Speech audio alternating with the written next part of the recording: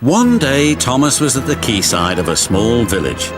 The early morning catch of fish was being loaded into his trucks. The work took a long time. The fishermen were using old equipment and Thomas was worried. "I'm going to be late for Henry at the docks. He won't like this. Please hurry up," and Thomas was rudely interrupted.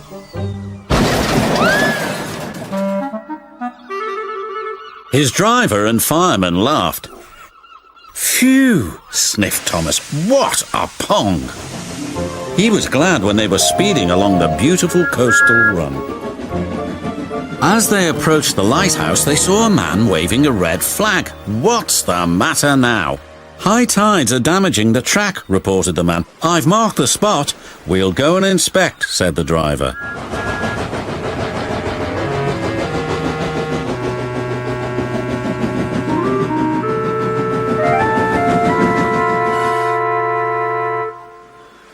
"It would be dangerous for heavy engines like Henry," agreed the driver, "but for Thomas it's safe enough." The guard left a red oil lamp by the damaged track to warn engines. "When we get to the docks, I'll tell them to close the line."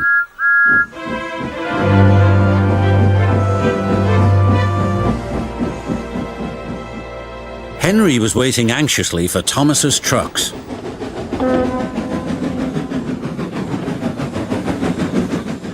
"Why, you're late and that smell is making me ill." "I can't help it, it's the fish," replied Thomas. "And there's danger on the rails, that's why we're late." "Huh, you're the only danger on the rails, Thomas. Now stop wasting time and get your trucks hitched to my train." Thomas's driver and fireman were in the yardmaster's office when they heard Henry's whistle. There he was, steaming out of the station with his long, heavy train called the Flying Kipper. "What route is Henry taking tonight?" asked the driver. "The coastal run, it's the quickest." "But I told you, that's dangerous for a big engine like Henry." The yardmaster quickly phoned the signalman. Henry roared past the signal box. "I'll soon make up for lost time." The signalman was answering the telephone but couldn't hear the warning. By the time he did, Henry was far away in a cloud of steam. But when Henry reached the coastal track, his hopes for a fast run were dashed. Fog floated everywhere. "I can't see," cried Henry. Nor could his driver.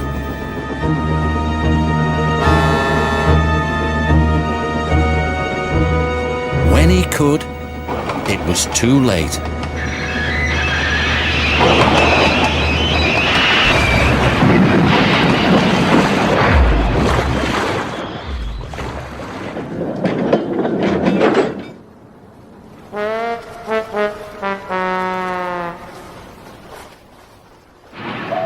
As soon as the tide was high enough, Henry was craned out of the water. "Engines don't swim, Henry. You were meant to deliver fish, not swim with them," said the fat controller. "You should know that by now." "Yes, sir. I'm sorry, sir." When Henry arrived at the docks, Cranky the crane looked down at him disdainfully. My, Henry, I expect you'll have some fishy tales to tell, but take my advice, have a long hose down first." "Ha!" hissed Henry, but there was worse to come. "Look," said a child, "they've caught all this fish and a green whale too. It's not a whale, it's a monster." Henry was most upset.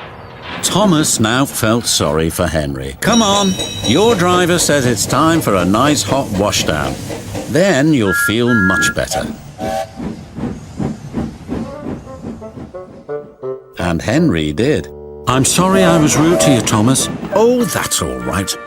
But can you smell something?" What? asked Henry nervously. "Fresh air." "Oh, yes," replied Henry.